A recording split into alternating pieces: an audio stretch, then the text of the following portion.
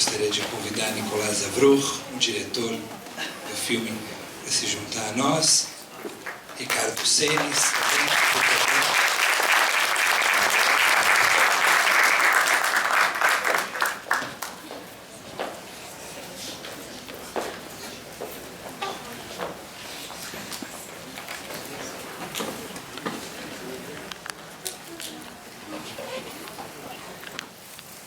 Nicolás é judeu, de Buenos Aires. Já descobrimos aqui que tem um rabino de Buenos Aires, sobrenome Avruch, que estudou comigo, que é primo do Nicolás. Ricardo Senis é do Instituto de Relações Internacionais da USP. Nós vamos juntos conversar um pouquinho sobre o documentário. Ricardo, gostaria de começar com você, ouvir de você como você viu esse documentário e alguma reflexão sobre esse conflito. Bom, primeiro, agradecer o convite, é um prazer estar aqui com vocês hoje. Eu tive um documentário ontem com a minha família e revi agora, e acho que o primeiro comentário é mais lúdico, antes de entrar na questão mais forte, que é, acho que o Nicolás, como outros argentinos, faz parte de uma, quero crer, de uma geração de cineastas argentinos fantásticos, né? Eu acho que eu e minha família, a gente acompanha os filmes argentinos e são de uma qualidade absurda, né? E eu começo dizendo que uma dos comentários que eu vi sobre essa nova geração de cineastas argentinos é que vocês conseguem fazer nos filmes de vocês temáticas que são, às vezes, do cotidiano, né? No caso, o cotidiano israelense e palestino, discutir temas globais. São temas que têm a ver com a raça humana, na verdade, né? E eu acho que se tem um ponto comum de todos esses últimos, eu vi os 10 últimos filmes argentinos e o seu, essa ideia de que vocês fazem um filme para pensar a humanidade, né? E aí tem mais uma confirmação hoje, né? Mas como eu tenho essa formação de cientista político e de relações internacionais, meus comentários acho que vão mais nessa linha, né? Claro que eu acho que o filme é um relato pessoal muito forte, com uma sensibilidade enorme, com uma coragem enorme, né, que você teve, tanto física, do ponto de vista da presença que você teve nos territórios árabes, mas uma coragem do ponto de vista das questões que você enfrentou, né, com toda a sua herança, a história familiar, a presença muito forte da sua avó, né, uma figura fortíssima no filme e tudo. Então, assim, uma coragem, realmente, além do seu talento, você tem essa questão que é invejável, né? Mas não tendo, vamos dizer, essa minha obrigação profissional, né, de cientista político e relações internacionais, os meus comentários vão ter que ser um pouco mais externos, né, do que a questão específica do conflito em si. E o que a gente acho que consegue observar do ponto de vista, né, uma perspectiva mais de ciência política e de relações internacionais, né? Fundamentalmente, eu acho que como que a gente vê, é possível fazer uma avaliação desse conflito e sem querer fazer nenhuma indicação de tendências para onde vai, etc., mas do ponto de vista conceitual, do ponto de vista de como entendê-lo, do ponto de vista do jogo político, né? Eu acho que tem algumas características muito fortes, né? Uma que você tem hoje claramente um conflito de caráter assimétrico, se chama. Obviamente, eu acho que você documentou isso, e essa é uma característica que assumiu esse conflito Israel-Palestina nos anos recentes. Não começou assim, mas ele passou a ser assim. E ele é basicamente caracterizado por uma simetria entre os atores políticos, e que, derivado dessa simetria, você tem dois atores políticos com estratégias muito distintas, né? Então, claramente, Israel, com a sua condição hoje política, militar e econômica, desenvolve uma estratégia de guerra, que é típica guerra quando você enfrenta um inimigo de caráter assimétrico, que não é a guerra entre atores, vamos dizer, organizados com exército e com toda a lógica que uma guerra de caráter militar tradicional tem, mas Israel trava uma guerra de caráter assimétrico, né? Então se aproxima muito da lógica de conflito, de confronto que você tem entre estados com terroristas, estados com guerrilheiros, estados com esse tipo de relação, né? E o que é sempre muito chocante, porque é óbvio que o Estado, né, que está nessa situação, ele tem um dilema enorme, que é você operar nessa situação de conflito assimétrico, usando as táticas tradicionais militares, ele é pouco eficiente. Essa é que é a grande contradição dessa situação. E ao mesmo tempo, você sair vamos dizer, inclusive das leis internacionais que existem, que regem as guerras, que existem paradoxalmente, os senhores devem saber, existem regras mais ou menos definidas sobre como fazer uma guerra dentro dos parâmetros aceitáveis. Por mais paradoxal que isso pareça, isso existe, né? Tem uma Convenção de Viena e outras tantas. No caso dessa situação, se você for estritamente desse campo, né, dentro desses parâmetros, aí fica ineficiente a sua ação. Então, é um dilema que claramente o lado israelense sofre. Agora, e visto o mesmo problema pelo outro lado, pelo lado palestino, a resposta que eles têm dado é a resposta tradicional do lado mais fraco de um conflito assimétrico. Então, é apelar basicamente pelas ações de caráter ele não tem nenhuma pretensão de ganhar a guerra. Nenhuma ação da Palestina tem pretensão realmente de ganhar a guerra. Você tem aquela questão de jogar os judeus por mar, etc., é muito mais retórico do que qualquer ameaça factível. Então, basicamente, é operar no que chama de terror psicológico, né, nas ações que tem a ver com algum tipo de abalo da moral, da legitimidade, e é isso que a gente tem visto, né, com ações muito limitadas de caráter de força.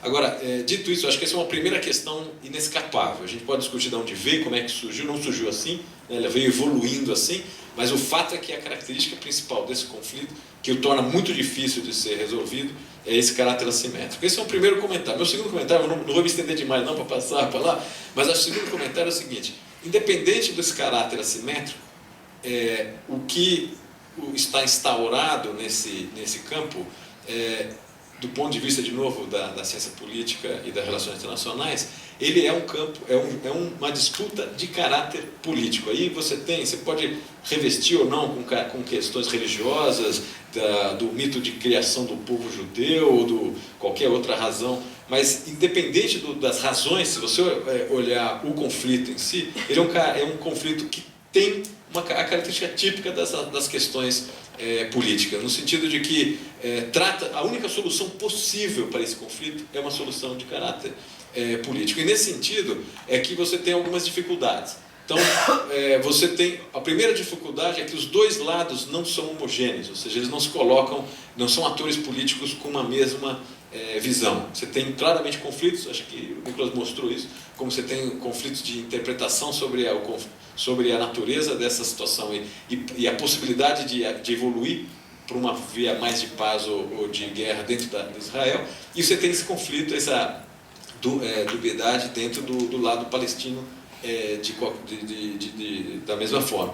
O que significa o seguinte, que os processos de negociação de caráter político entre esses dois atores, ele está fortemente condicionado com essa falta de consenso, de falta de hegemonia que você tem dentro dos dois campos. E o que acontece, se você olhar, de novo, não do ponto de vista militar, mas do ponto de vista da dinâmica política, você tem um ciclo de negociações mal sucedidas ao longo dos últimos anos, que é basicamente uma tensão que existe, eu diria, dentro de cada um dos dois atores, projetados para a falência dessa negociação. Qual é? Sempre que você se aproxima de uma situação de acomodação de caráter político, porque sempre vai ser político, vai ter que abrir mão de algumas dos seus princípios, vai abrir mão de algumas dos seus interesses para poder acomodar a situação. Sempre que você chega perto de uma situação de negociação, de acordo, os respectivos polos radicais dos dois lados, eles conspiram para aquilo não funcionar. Então, essa dinâmica também é muito conhecida, existe, para você sair desse dilema, existem algumas formas que ao longo da história foram utilizadas, mas eu diria que, infelizmente, no conflito Israel-Palestina, não se logrou sair desse dilema clássico. Quanto mais se aproxima da situação de confronto, mais os grupos radicais geram situações para inviabilizar o acordo, e é isso que a gente tem visto. Agora, eu queria só encerrar aqui essa primeira fala com desses dois pontos principais, dizendo que existe solução, todo conflito humano até hoje conseguiu ter algum tipo de solução. Obviamente que você tem uma parte das soluções que foi pelo extermínio do outro lado do conflito. Espero que não seja o caso aí no Israel-Palestina, mas todos os conflitos ao longo da história, tirando essa hipótese extrema de eliminação do adversário, tiveram algum tipo de acomodação. Isso vale para grandes países, para pequenos países, isso vale para os casos europeus, etc. Então, se por um lado a gente olha toda essa situação e esses mais de 40 anos de conflito de maneira muito negativa, muito pessimista, o lado otimista é o seguinte: se você acreditar que existe espaço para uma ação política minimamente racional dos dois lados, a solução é sempre possível, e a história da humanidade mostrou isso. Então, eu diria assim, a gente sempre sai abalado depois de um documentário desse, tão forte, mas eu diria que, se eu vejo alguma solução, é uma solução de caráter político. Oxalá a gente tenha aí nas próximas gerações, se for uma questão geracional, pessoas que acreditem nessa possibilidade do diálogo, da razão prevalecer sobre outras questões. Então, eu acho que eu iniciaria só com esses dois pontos aqui. Obrigado. O documentário vai ser exibido depois de amanhã no Shopping Frei Caneca, e haverá um debate promovido pela Folha de São Paulo com a professora Arlene Clemecha e o professor Samuel Feldberg. E na quinta-feira ele entra em cartaz num circuito de cinemas próximos aqui da região da Avenida Paulista. Nicolás, sua avó assistiu o filme?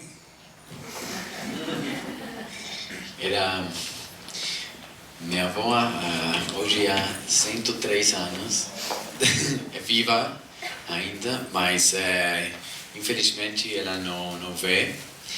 Quase não. Quando eu vou a visitá-la, eu falo aqui porque não. E me dá um pouco de pena, de tristeza, mas também um pouco de alívio.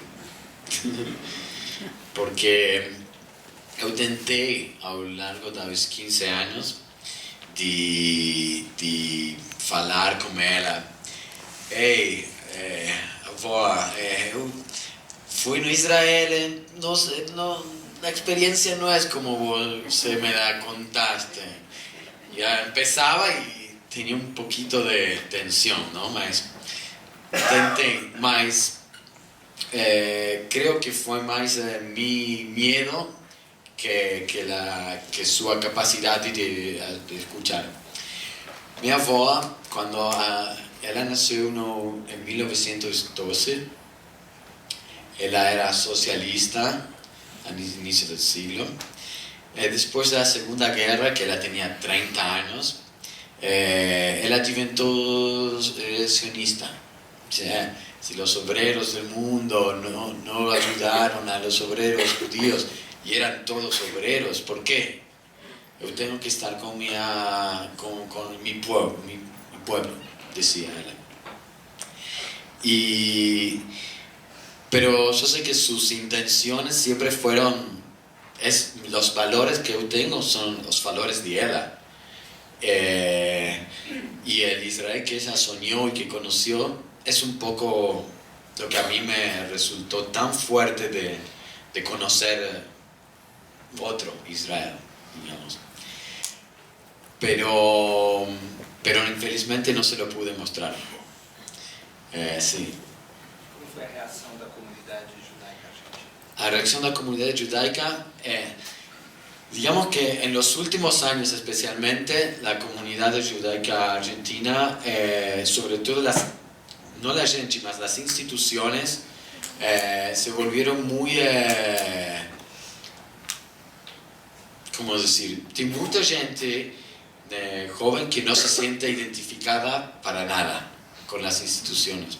Hubo escándalos, pero también tienen como una visión de Israel que no acepta ninguna crítica.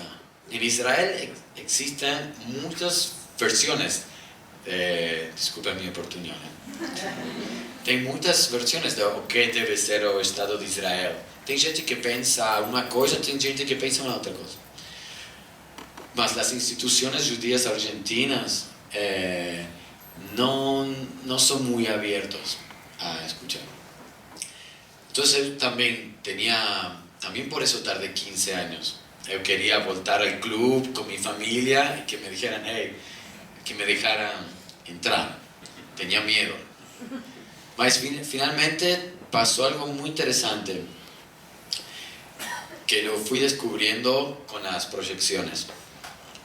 Que también hay mucha gente que siente como incomodidad con la versión de las instituciones judías, siendo ellos judíos también, ¿no? Entonces hay mucha gente que sintió identificación con algunas cosas, con no encontrar, decir, yo quiero a Israel, no es que quiero la desaparición del Estado de Israel, pero también no me gusta esto, no estoy de acuerdo con esto. Y hay mucha gente que sintió identificación. Y creo que eso hizo que poco a poco me empezaron a invitar de muchas instituciones, porque primero hice un extremo en salas de cinema, pero después comencé también a hacer cine de debate, y comenzaron a invitarme de comunidades distintas que yo no conocía todas, fuera de Buenos Aires también. Ahí siempre se armaba debate y amigos comenzaban a decir, no, pero yo estuve y pienso que, y otros enfrentamientos, discusiones, pero para mí eso es interesante, hasta estar en desacuerdo. Algunos se levantaban y me decían, vos debe tener vergüenza, y otros venían y me decían, me agarraban la mano y me decían, gracias. Y eso para mí es síntoma de, bueno, se puede hablar de algo. Y ahora el 16 voy a proyectar en la AMIA, que es como la institución que como que nuclea, se dice, muchas otras instituciones, que es más, digamos, conservadora. Conservadora en el sentido de, sí, conservadora. Sí, eso. Essa é uma semana em que esse conflito de narrativas fica ainda mais evidente, né? Porque o Yom Ha'atzmaut dos israelenses é a Nakba dos palestinos. Como você se sente como judeu essa semana? Eu não sabia o que era Nakba. Cuando yo estaba morando en Gaza, en la casa de Hamed, el que hace el karate, él me explicó Nakba. Sí. Nakba. Sí, Nakba. Para mí ni sabía qué era. Y bueno, todo eso me trajo mucho conflicto. Él me contó que a su familia que tenía, que no moraba más allá, que habían perdido tierras. Y eso fue lo que, cuando yo estaba filmando, yo volvía a Israel, siempre, después de Gaza, yo iba y volvía. En el film parece que es menos, pero en la realidad yo iba y volvía más. Cuando volvía y me encontraba con Yosef, decía, pero Yosef, esto no me lo dijeron. Como que volvía con bronca, con decir, ¿por qué la historia que no... ¿Por qué no me contaron esto? O sea, no me dolía solo lo que veía, pero también un engaño. ¿Se entiende? Y me acuerdo que mi abuela me invitaba, porque todos los años en Argentina tienen una celebración del Yom Ha'atzmaut en um estádio muito grande com a juventude. Minha avó sempre queria que eu seja porque ela era líder política da comunidade, digamos, tem uma rama, não mais. Ela queria que eu também seja assim, e dizia, mas não sinto possível agora ir aí. Não sei, creio que em lugares, não sei, me costó mucho falar y a veces decía el documental, no, mejor no digo nada. Ya está, ya está, no, es difícil hacerlo, voy a pelear con familia o con amigos, no hago nada. Y al final dije, bueno, tenía muchas ganas también de hacerlo. Y creo que lo que encontré es esta manera de expresar eso, no sé. Ricardo, do ponto de vista das relações internacionais, né, de que maneira os outros países devem se comportar, na tua opinião, em relação a esse conflito? Bom, eu acho que tem alguns parâmetros que são dados primeiro pelos acordos internacionais, né? Então, você tem acordos que de alguma maneira devem parametrizar ações dos países. Então, por exemplo, qualquer tipo de abuso com relação ao uso da força tem que ser condenado, e acho que é natural que os países assim o façam. Então, e acho que é uma questão delicada aqui, que a sua questão remete. Em geral, os acordos internacionais, eles são muito mais severos do ponto de vista de condenação quando a violência é praticada por estados do que quando é praticado por grupos políticos autônomos, né? Então, assim, nesse sentido, eu diria que é natural você esperar que a média dos países sejam mais críticos às ações violentas do Estado de Israel do que possíveis reações violentas dos grupos palestinos. Então, me parece que essa é uma tendência que está consolidada e, enfim, se a gente olhar a evolução recente de um crescente isolamento diplomático de Israel, eu acho que em boa medida está derivado desse parâmetro. Agora, tem um segundo parâmetro que orienta a posição dos países, que já não é mais os grandes acordos baseados no direito internacional, mas tem a ver com o envolvimento, os interesses diretamente envolvidos nesse conflito. Então, de novo, parte da complexidade, né, desse problema é que você está lidando com uma região de caráter geopolítico absolutamente complicada, né? Então, onde quase todos os países, seja da Europa, seja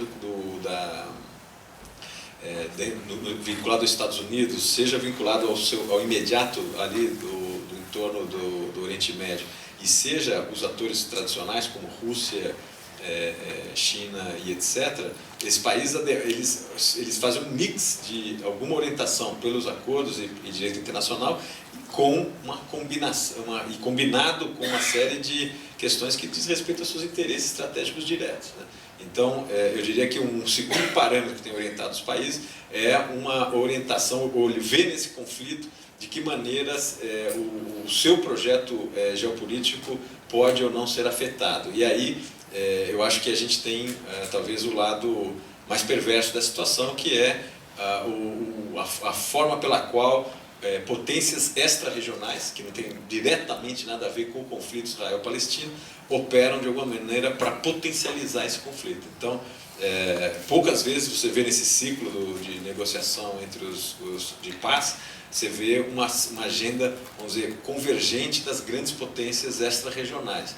No maior parte dos casos, você vê, infelizmente, uma divergência nos interesses desses países e que, de alguma maneira, potencializa o conflito ao invés de ajudar na solução. Então, eu diria que, de novo, com situação difícil, a resposta não permite uma resposta única, mas eu diria que os países oscilam entre essas duas grandes referências. Nós queremos dar a oportunidade de vocês também fazerem alguma pergunta. Vamos pedir que sejam extremamente objetivos, porque nós temos um horário para terminar e para poder sair daqui. Embora a pessoa que tem a chave da livraria esteja aqui conosco, nós temos um horário a cumprir da mesma forma, do mesmo jeito. Tá bom? Então vamos lá. Aqui no Brasil, porque a Dilma não aceitava as ideias dele em relação aos palestinos. E ele ficou 6 meses sem poder assumir o posto, né? E daí no final teve que trocar, porque o Brasil não aceitou, simplesmente pelas ideias dele, a posição dele em relação aos atos palestinos. Olha, isso é, dentro das regras da diplomacia, uma exceção. Isso não está contemplado, vamos dizer, no padrão usual de relação diplomática entre os países, porque, no fundo, a representação diplomática ela se refere à representação de um Estado em relação a outro Estado, né? A rigor, por isso que os diplomatas têm que ser aprovados pelo parlamento, ele não é uma representação de governo, mas ele é uma representação de Estado.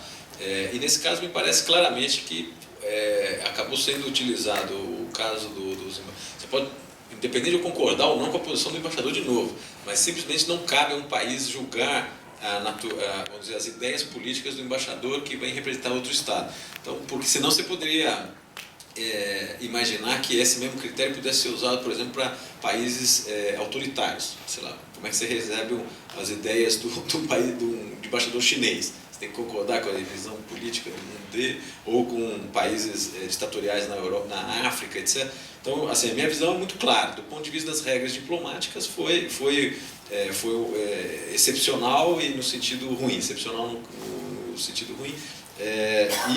Me diria que faz parte de uma lógica recente, onde alguns temas de política externa passaram a ser parte do jogo político interno no Brasil, né? Então, na medida em que você politizou algumas das dimensões da política externa, eu acho que o governo atual imaginou que poderia ter alguma sinalização política para a gente, de disputa interna com esse movimento. Mas não está fora da tradição brasileira. Não imagino que isso vá se repetir aí para frente. Agora, Israel, de alguma maneira, ajudou o Itamaraty a tomar essa decisão quando quebrou todo o protocolo da maneira como ele foi indicado, né? O Itamaraty ficou sabendo da indicação do Dayan pelo Twitter do Benjamin Netanyahu. Todo aquele procedimento do agrément, que primeiro um país precisa entrar em contato com o Ministério das Relações Exteriores do outro país e checar um nome nos bastidores antes desse nome vir à tona, foi pulado. E aí, então, o Itamaraty acabou se sentindo muito mais encorajado a tomar essa decisão totalmente fora do comum. Sim. Para o Nicolás, sobre o documentário, eu queria saber eu imagino que teve outros depoimentos que você descartou, talvez outras pessoas que você tenha cruzado nessa viagem. Qual a tua motivação, se é credibilidade ou se é empatia com as pessoas que você cruzou para você colocá-las no depoimento, no documentário? Muy difícil.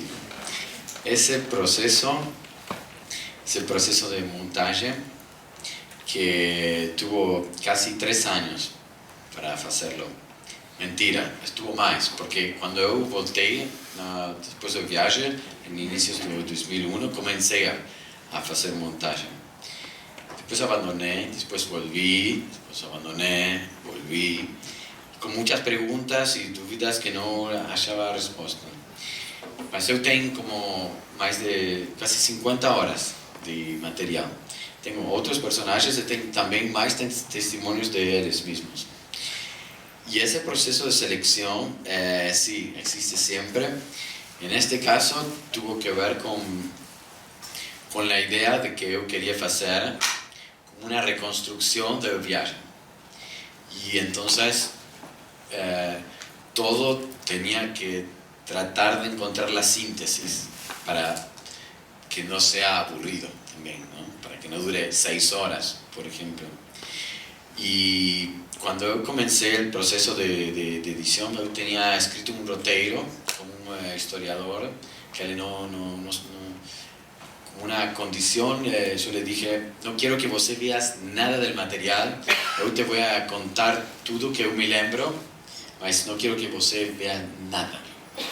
Y entonces nos juntábamos a escribir todo el tiempo, inspirados un poco en un libro de Philip Roth que se llama Operación Shylock, no sé cómo aquí, pero y que es un personaje un poco paranoico, que escribe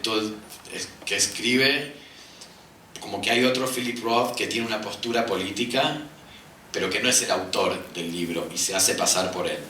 Inspirados, no importa, en este libro escribí todo un guión, un roteiro, con una voz en off y con algunas imágenes que me lembraba. Entonces fue como un criterio más emocional, si se quiere.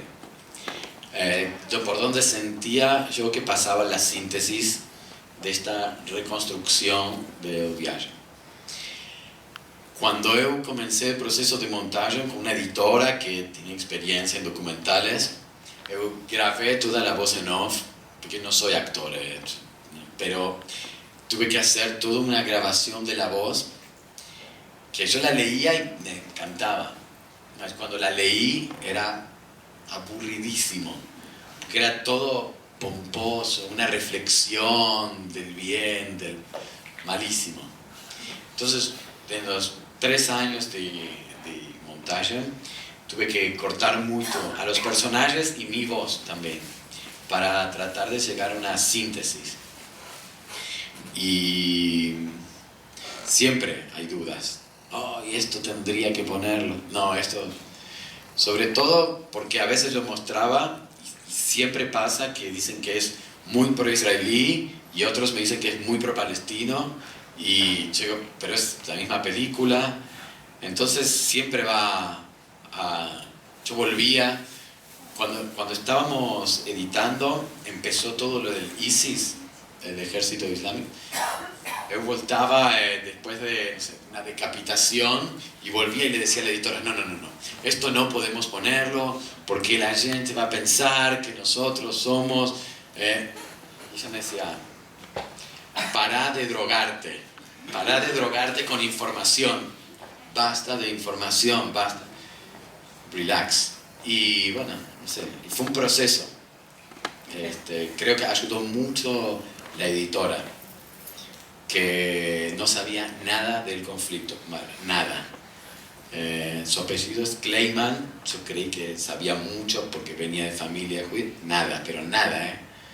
Y eso me ayudó mucho también, porque algunas cosas que yo creía que estaban explicadas, y me decían, no, tengo que decir esto para entender esto otro. O sea, es muy importante la colaboración, eso.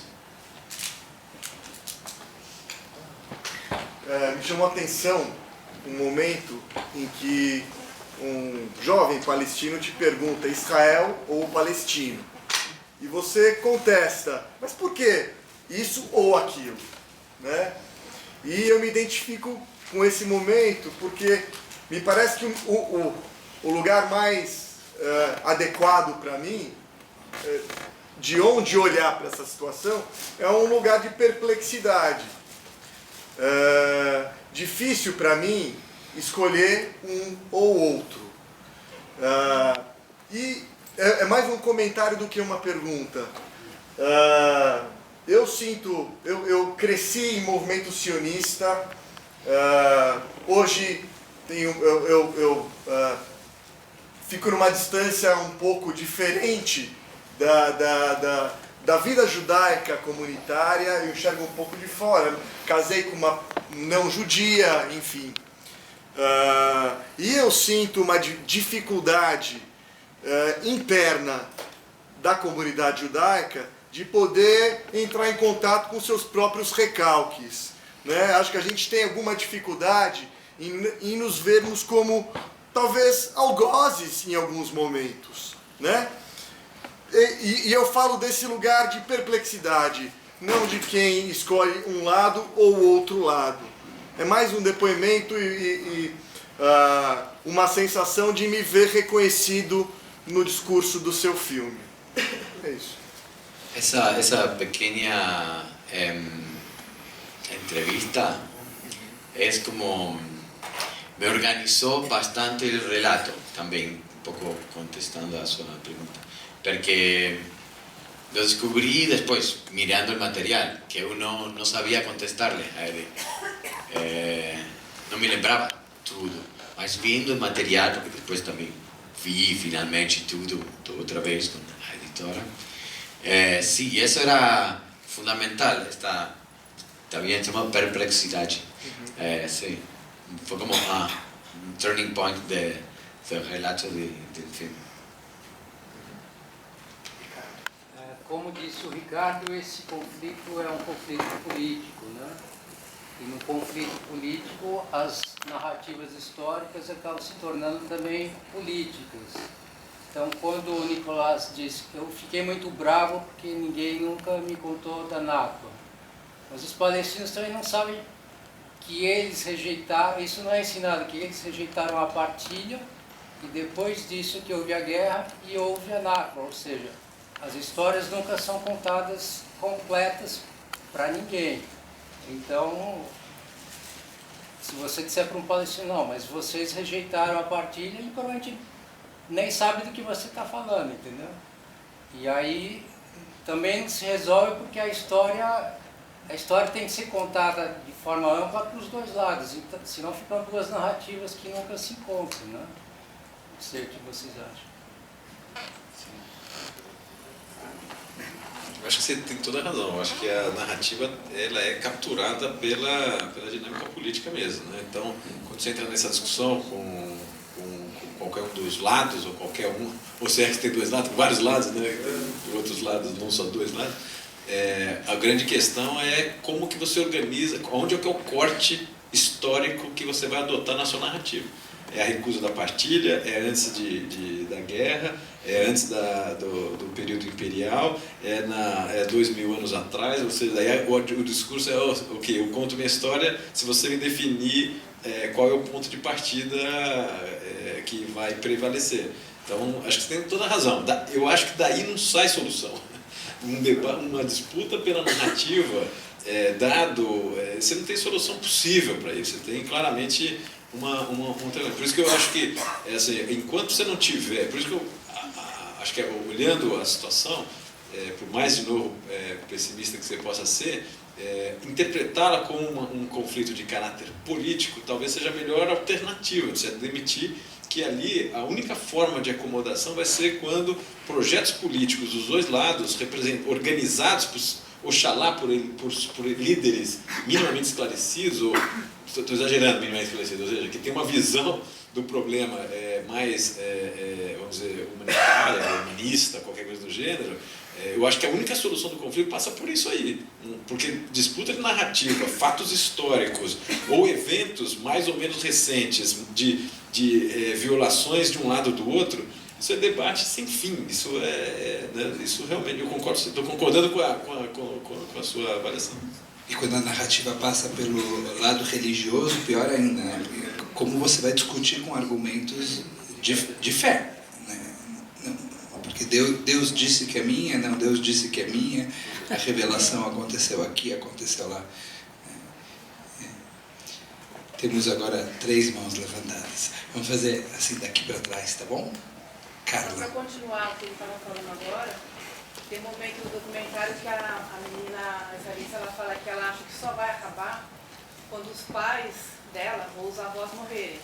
E é uma coisa, assim, é chocante você ouvir, né, que só vai melhorar quando meus pais morrerem, quando meus avós, mas, na verdade, pode ser um caminho, porque você vê como eles educam, né, as crianças. Você vê aquele pai, quando está no quarto lá na Palestina, que o quarto tem um buraco na parede. Ele fala, você gosta dos judeus? Eu gosto. Uma criança, né, boa, né, assim, sem nenhuma, até aquele momento, sem nenhuma grande interferência. Daí ele fala, mas você gosta mesmo? Ele acabou com o seu brinquedo. Então isso é incitado, né, quando as pessoas pararem de incitar isso, talvez seja um caminho, né? Como ela mesma falou, quando meus avós não estiverem mais, quando meus pais, quando as pessoas tiverem uma cabeça mais aberta, talvez seja, felizmente ou infelizmente, enfim, dessa forma, né? Isso vai demorar. Posso contestar aqui? Pode. Sabe que a minha impressão é que não é geracional. Não? A minha impressão é que não é geracional. A minha impressão é que você já tem instalado uma dinâmica nos dois lados de grupos que, de alguma maneira, ou se beneficiam com essa dinâmica atual, ou já tem uma inércia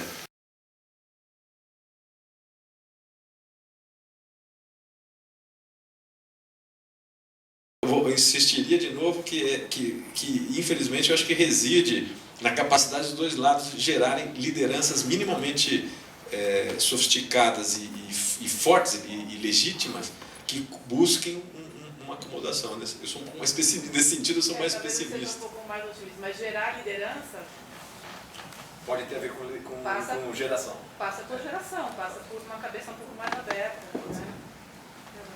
André, Eu fico muito curioso, Nicolas, do seguinte. Você falou em alguns momentos no vídeo, junto com aquela ativista israelense, que ela citou que os israelenses conhecem mais a Tailândia do que a Cisjordânia, e é verdade, eu morei lá 10 anos. E eu ganhei empatia com os árabes e com os palestinos depois que eu passei por experiências parecidas com a sua.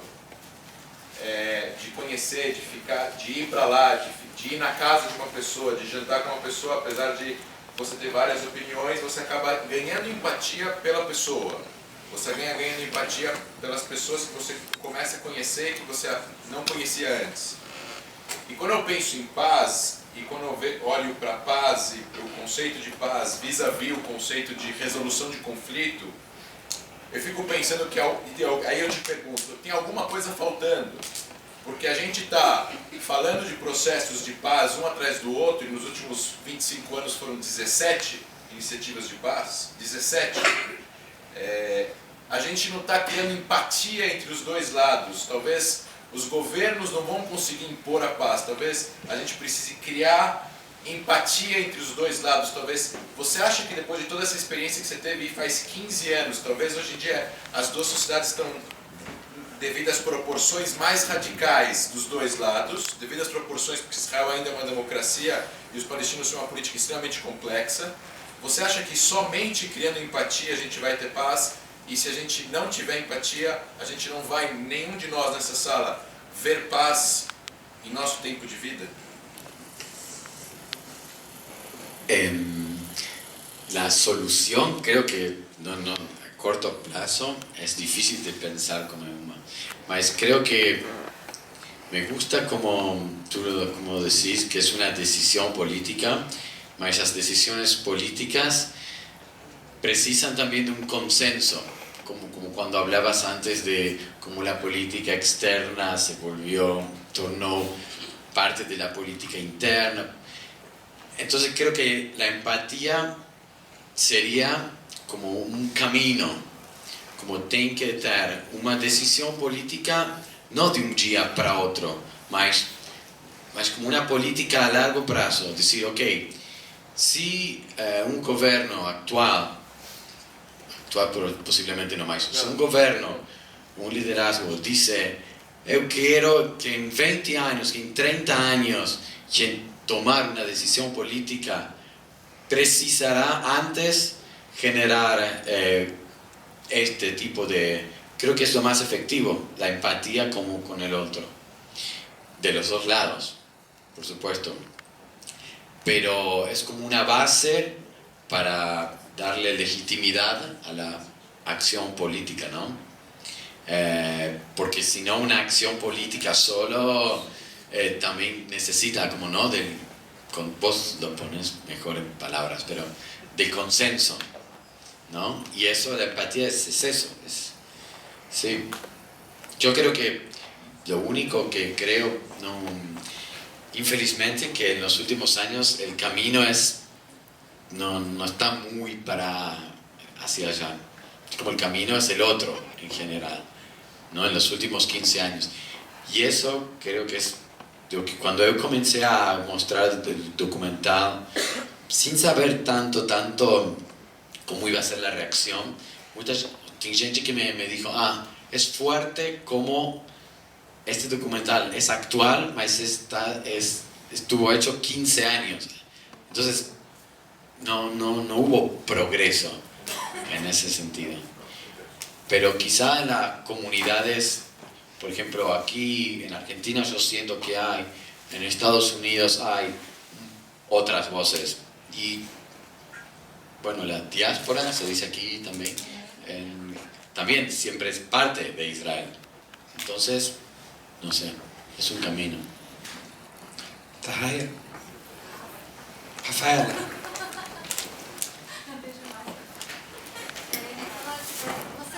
Pegando um gancho nessa ideia da empatia, você consegue perceber esse filme como um instrumento para promover o diálogo entre os israelenses e palestinos? Você tem intenção de exibir o filme lá e trabalhar com eu creio que allá tem muita gente que trabalha e que seus esforços não são transmitidos pela mídia, digamos, de aqui, digamos, porque também contribuem, digamos, a mostrar os liderazgos, digamos, mais extremos do que vende, não, em los medios, digamos. Mas tem muita gente lá que trabalha, que viene trabalhando desde muitos anos. Antes, pero eso siempre existió, los kibbutz de palestinos e israelíes, siempre tienen. Creo que es más que el documental también trabaja más sobre nosotros, porque está hecho más desde una sociedad. Brasil y Argentina son bastante similares culturalmente. Antes charlaba como también son países con filhos inmigrantes o mezcla de culturas.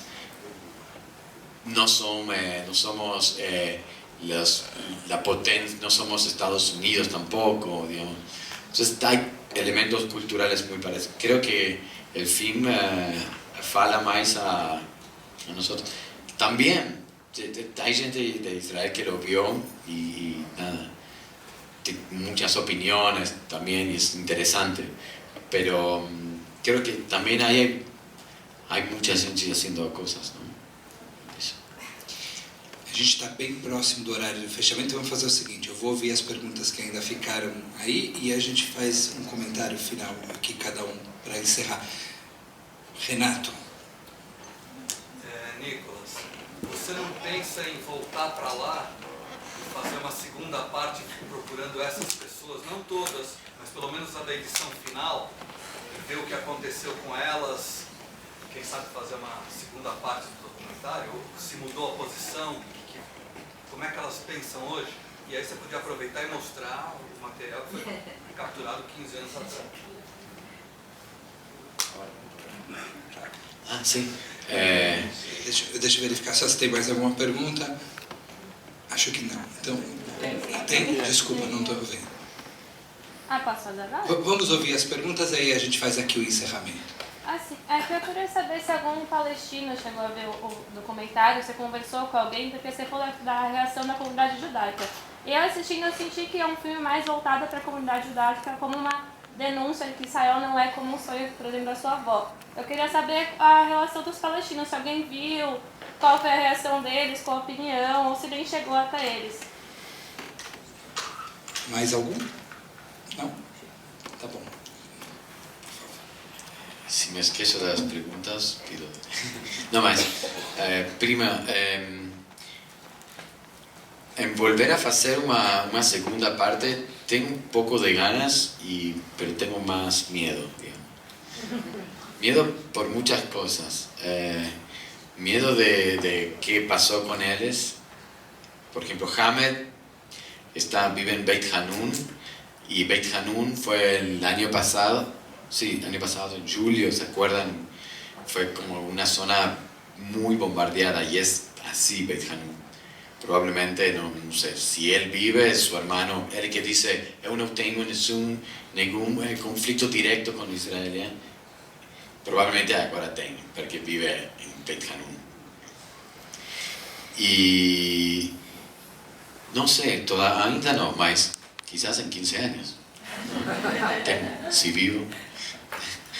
Y de comunidad palestina, na Argentina não tem muita, não é como Chile que tem uma forte comunidade palestina. Tem muito árabe, pero que não organizado a través de comunidades palestinas.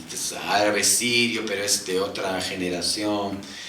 Sí lo mostré en la embajada palestina, porque cuando teníamos el material en árabe, não conseguia que me traduzca bem.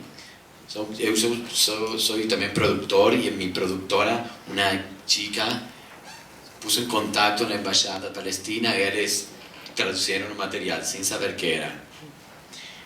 Quando mostrei, finalmente quis mostrar a eles o filme, quando cheguei na embaixada, é tudo o contrário da embaixada de Israel, que provavelmente aqui também te palpa, tudo. Na embaixada palestina, eu cheguei para o final da projeção e liguei para a Georgina, que trabalha comigo, e disse: "Ei, como posso entrar na embaixada?" Me disse: "Eu te abro." Estava ali, me abriu, porque toda a gente da embaixada estava mirando o filme. Termina o filme, entro y el embajador palestino, nosotros queríamos que ellos nos ayudaran a difundir, y me dice: "Bon, te felicito, sos un buen judío." No le gustó nada. Le parecía que el film era... me dijo: "Você não sai de su pellejo?" No, porque siempre muestras a los palestinos como que son brutos con los animales. Vieron que hay un pajarito que está con un hilo atado. Él dice: das una mala imagen de los palestinos y la idea de que son todos guerreros que aman la guerra. Pero es un embajador, digamos. No lo vi con ninguna persona de civil, digamos. Pero a él no le gustó nada. Creía que no podía pedir nada de ayuda para difundir porque creía que era muy sionista el documental, básicamente. Solo una anécdota chiquita, pequeña, que se lembra de ese plano del pajarito, ahí cuando lo mostré en un festival de cine, que sempre depois das funções tem também debate com o público. Tem uma pessoa que me disse: "Eu achei fantástica a metáfora da dominação israelí sobre os palestinos en ese plano del pajarito atado." Entonces ves como un solo plano ya se interpreta opuestos. Así que eso. El gato, increíble, ¿no? No podía creer. Tommy Sherry. Increíble, pero real.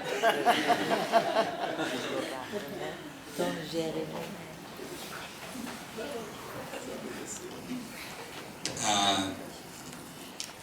O conflito é um conflito complexo, obviamente, e é um conflito que acho que tem muito mais do que uma narrativa palestina e uma narrativa israelense. Tem várias narrativas palestinas e várias narrativas israelenses.